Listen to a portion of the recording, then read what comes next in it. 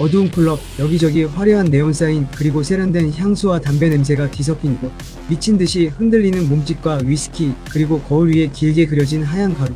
그 혼란스러운 빛의 소용돌이 한가운데 우리가 너무나 잘 아는 얼굴이 있습니다. 마이클 제이 폭스입니다. 그런데 우리가 알던 그 소년 같은 미소는 어디에도 없어요. 땀에 젖어 헝클어진 머리, 초점이 풀린 채 퀭하게 가라앉은 눈동자. 그는 여자 화장실로 들어가 무언가를 찾고 있죠. 무엇을 찾고 있을까? 뉴욕 클럽은 상상 이상입니다. 왜 마이클은 해가 뜨기 전에 잠들지 못하는 걸까? 오프닝으로 영화 전체를 설명해버립니다. 화려함에 중독되어 길을 잃어버린 한 시대의 초상, 마이클 제이 폭스의 브라이트 라이트 픽실이 우리나라에서는 재회의 거리라는 타이틀로 나왔어요. 구독과 좋아요 잊지 마시고 지금 시작합니다. 낮과 밤이 다른 위험한 이중생활. 자, 이제 주인공 제이미의 삶 속으로 들어가 볼게요. 1980년대 뉴욕. 제이미는 3년 전에 캔자스에서 뉴욕으로 왔어요. 여기서 누구나 부러워할 만한 잡지사 고담의 팩트체커로 일하고 있죠. 남들이 쓴 글에 아주 작은 오타 하나, 사실관계 하나까지 집요하게 잡아내는 엘리트 중의 엘리트예요. 언젠가는 위대한 소설가가 되겠다는 꿈도 품고 있고요. 그런데 카메라가 그의 퇴근길을 따라가면 완전히 다른 세상이 펼쳐집니다. 사무실에 차가운 형광등이 꺼지면 그는 뉴욕의 화려한 네온사인 아래로 스며들죠. 곁에는 늘 테드라는 친구가 붙어 있어요. 키퍼 셔덜랜드입니다. 쾌락만을 쫓는 친구. 제이미는 매일 밤 클럽 화장실 칸막이 뒤에 숨어 코카인을 흡입합니다. 그들에게 코카인은 그냥 마약이 아니에요. 그들은 그걸 볼리비아산 행진곡이라 불렀는데 현실의 고통을 잠시 잊게 해주는 마법의 가루였던 거죠. 약기운이 올라오면 그는 잠시나마 자신이 성공한 뉴요커가 된 것 같은 착각에 빠집니다. 그렇다면 제이미는 왜 이 길을 선택했을까? 영화는 뒤에 숨겨진 상처들을 하나씩 꺼내 보여줍니다. 첫 번째 비극은 사랑이었습니다. 그가 목숨처럼 사랑했던 아내 아만다. 피비 케이츠가 연기하는 인물인데요. 그녀는 무명 모델 시절 제이미의 헌신적인 뒷바라지 덕분에 성공의 발판을 마련했어요. 그런데 막상 화려한 런웨이의 주인공이 되자 2개월 전 너무나 차갑게 제이미를 버리고 떠나버립니다. 제이미에게 아만다는 단순한 연인이 아니었어요. 자신이 도달하고 싶었던 성공 그 자체였기 때문에 그 상실감은 말로 표현할 수가 없는 거죠. 두 번째 비극은 더 깊은 곳에 있었습니다. 바로 어머니의 죽음이죠. 암으로 고통받던 어머니가 세상을 떠날 때 그는 그 곁을 지키지 못했다는 죄책감을 평생 안고 살아가게 됩니다. 주인공 제이미는 코카인 중독과 친구 테드와의 늦은 밤 파티로 인해 잦은 지각과 마감일을 준수하지 못해 상사로부터 끊임없이 지적을 받고 결국은 잘려요. 잠시만요. 이분 오랜만에 보지 않나요?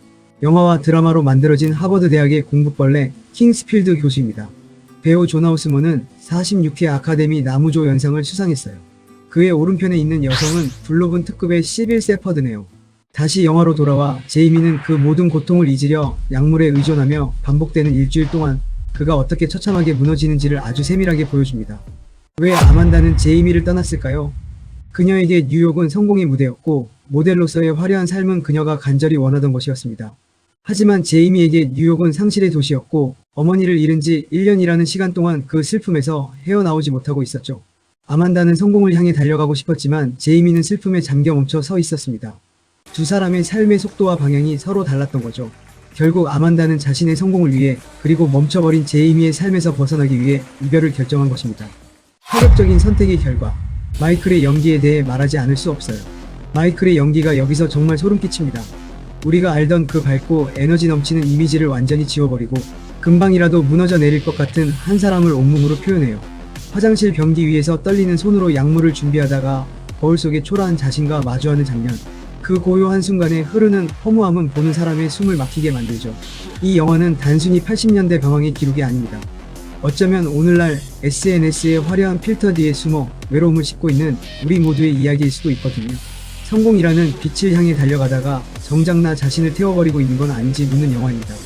이 영화에서 테드는 그의 사촌 비키를 제이미에게 소개시켜주는데 이 영화의 인연으로 마이클 제이 폭스는 비키 역의 트레이시 폴란과 결혼을 하게 되죠. 이들은 이미 시트콤 패밀리 타이즈에서 호흡을 맞춘 적이 있었어요. 하지만 이 영화를 촬영하며 급속도로 가까워졌고 영화 개봉을 한 1988년에 실제로 결혼식을 올렸습니다. 그리고 지금도 부부의 연을 이어가고 있어요. 조금 다른 이야기를 해볼게요. 1988년 당시 마이클은 말 그대로 전세계적인 아이콘이었어요. 백투더 퓨처의 그 청량한 청년이 코카인에 취해 뉴욕 뒷골목을 헤맨다는 것은 당시 관객들한테는 정말 충격적인 캐스팅이었죠. 제작진도 처음엔 고민이 많았다고 해요. 이미지가 너무 착해서 이 처절한 고립감이 제대로 전달될 수 있을까 걱정했던 겁니다. 하지만 마이클은 보란듯이 증명해내요. 그 특유의 에너지를 불안으로 치환해서 금방이라도 깨질 것 같은 유리 같은 남자를 완벽하게 만들어냈거든요. 그리고 PBK츠. 이 영화에서 그녀는 제이미가 그토록 갈망하지만 결코 손에 넣을 수 없는 환상 그 자체예요. 분량이 많지 않아도 화려한 조명 아래서 차갑게 뒤돌아서는 그 찰나의 순간들이 이 영화의 상실의 미학을 시각적으로 완성해줍니다. PBK츠는 80년대를 대표하는 아이돌이죠. 그녀의 작품으로는 영화 파라다이스가 있습니다. 주제가도 PB 본인이 불렀어요. 그리고 섹시로코로 유명한 프라이빗 스쿨을 잊으면 안 되죠. 이 영화의 주제가도 PB가 불렀습니다. 그리고 빼먹을 수 없는 악마 같은 친구 제이미의 곁에는 테드가 늘 붙어있죠. 여러분, 이 테드라는 인물을 주목해야 합니다. 그는 80년대 뉴욕의 화려함 속에 감춰진 타락과 쾌락주의 그 자체죠. 매일 밤 제이미를 클럽으로 불러내 코카인과 파티의 늪에 빠뜨리는 악마의 속삭임 같은 존재입니다. 제이미가 상실의 아픔에서 헤어나오지 못할 때 테드는 그 아픔을 가짜 쾌락으로 덮어버리라고 끊임없이 유혹하죠. 제이미는 아내 아만다에게 버림받고 어머니를 잃은 지 1년이라는 시간 동안 이 지독한 상실감을 감당할 수 없었어요. 그 무거운 짐을 잠시나마 내려놓게 해주는 테드의 유혹은 제이미에게는 거부할 수 없는 달콤한 독이었던 셈이죠. 테드라는 인물은 제이미에게 어떤 존재였을까요? 심리학적으로 보면 테드는 제이미의 파괴적인 에고의 그림자입니다. 죄책감에 시달리는 제이미가 현실을 직면하지 못하도록 끊임없이 쾌락이라는 도피처를 제공하는 인물이죠. 테드는 제이미에게 죄책감 따위 잊어버려 지금 이 순간을 즐기라고 속삭이며 제이미의 자아를 더욱 분열시키는 역할을 합니다. 제이미는 테드에게 의존함으로써 잠시나마 자신의 죄책감에서 눈을 돌릴 수 있었던 거예요. 그의 아버지는 이제 고인이 되신 할리우드의 전설적인 명배우 도널드 셔덜랜드죠. 그는 53회 아카데미 작품상을 받은 보통 사람들에서 큰 인상을 남겼어요. 그 이후 헝거게임의 스노우 대통령으로 대중에게 각인되었죠. 키퍼 셔덜랜드는 그야말로 할리우드 연기 명가의 혈통을 이어받은 금수저입니다.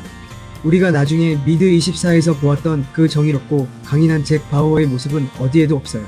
쾌한 눈빛, 비열한 웃음, 그리고 제이미를 코카인의 늪으로 밀어넣는 키퍼 서덜랜드는 이 파격적인 연기 변신을 통해 자신이 단순한 누구의 아들이 아니라 독보적인 연기력을 가진 배우임을 증명해냈죠. 영화 속 제이미가 새벽을 지나 아침 햇살을 맞이했던 것처럼 키퍼 셔덜랜드 역시 이 영화를 통해 할리우드의 차세대 연기파 배우로 우뚝 서게 됩니다. 고인이 되신 감독 제임스 브리지스는 80년대 뉴욕의 공기를 화면 속에 박제하듯 담아냈어요. 실제 뉴욕 새벽거리를 돌아다니며 찍었기 때문에 영화를 보고 나면 마치 우리의 코끝에서도 새벽 공기와 매연 냄새가 나는 것 같은 기분이 듭니다. 이 영화에서 감독의 천재적인 연출력이 돋보이는 장면이 하나 있어요. 바로 코마 상태에 빠진 아기에 대한 기사입니다. 도대체 감독은 영화에 왜 이런 소재를 던졌을까요? 80년대 뉴욕이라는 도시 그 자체에 대한 거대한 의미입니다. 겉으로는 화려하게 빛나지만 알맹이는 텅 비어버린 생명력을 잃어버린 존재라는 것이죠. 뉴욕에서 살아가는 제이미와 친구들은 겉으로는 화려하게 빛나지만 속은 텅 비어버린 생명력을 잃어버린 존재들입니다. 제이미는 어머니를 잃고 아내에게 버림받은 후 자신의 삶을 스스로 통제하지 못하고 약물에 의존하죠. 그는 마치 코마 상태에 빠진 아기처럼 외부의 자극에만 반응하는 주체성을 잃어버린 상태예요. 제이미는 죄책감과 슬픔이라는 자연스러운 감정을 직면하지 못하고 코카인이라는 인공적인 쾌락으로 그것을 덮어버리려 하잖아요. 이 코마 상태의 악이라는 소재는 제이미의 분열된 자아와 진정한 생명력의 부재를 아주 시각적이고 직관적으로 보여주는 장치입니다. 제이미는 왜 도망쳤을까? 캔자스에 있는 동생 마이클이 형과 연락이 전혀 되지 않아 뉴욕 제이미의 집 앞에 서 있어요.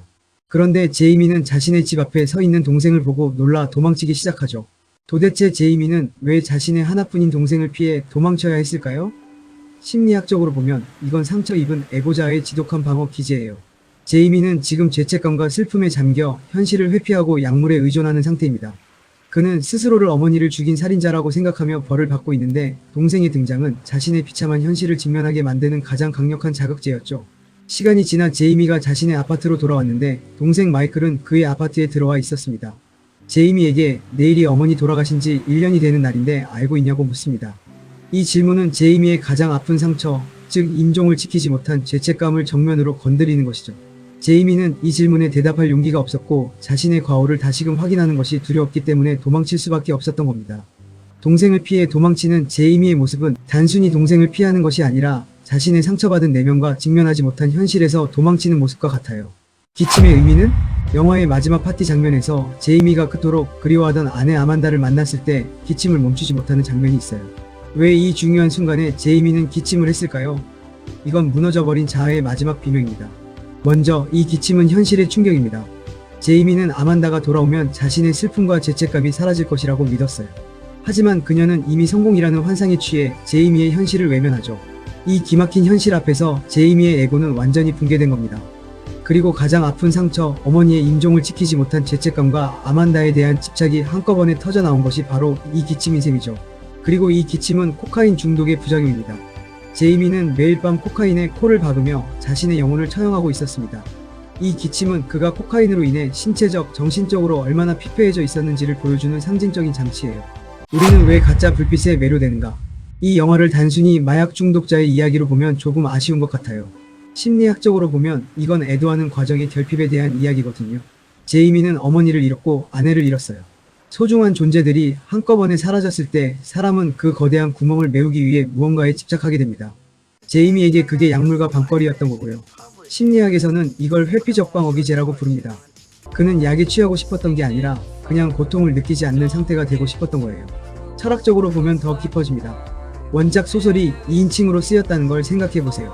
너는 지금 무슨 짓을 하고 있다는 서술 방식, 이건 나 자신을 타인처럼 바라보게 만듭니다.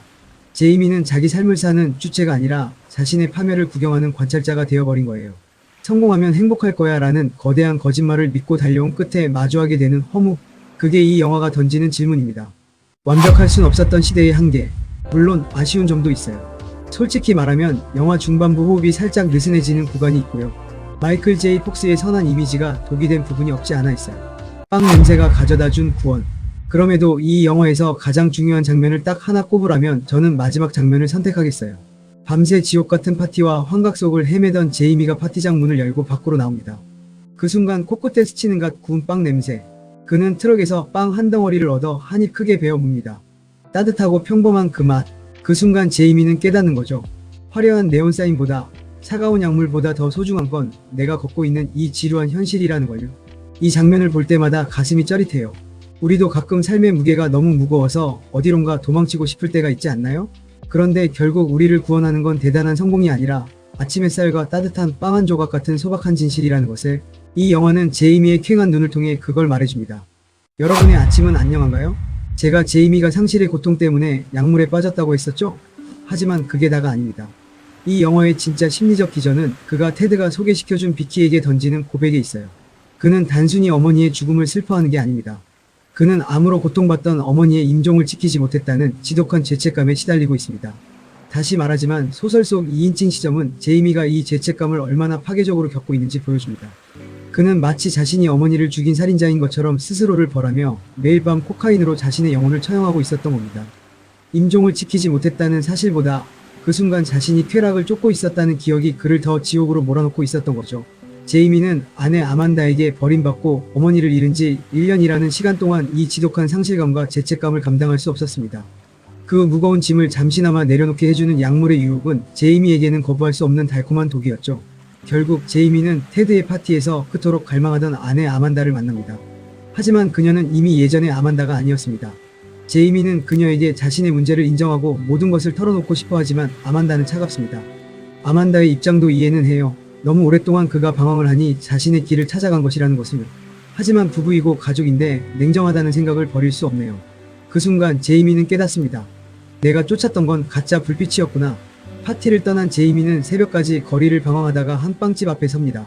그리고 자신의 눈을 가리고 있던 선글라스를 벗어 바게트 한 덩어리와 교환합니다. 선글라스는 밤에도 눈을 감추고 진실을 외면하게 했던 가짜 환상이죠. 바게트는 갓 구워낸 따뜻하고 소박한 진짜 현실이자 생존 그 자체입니다.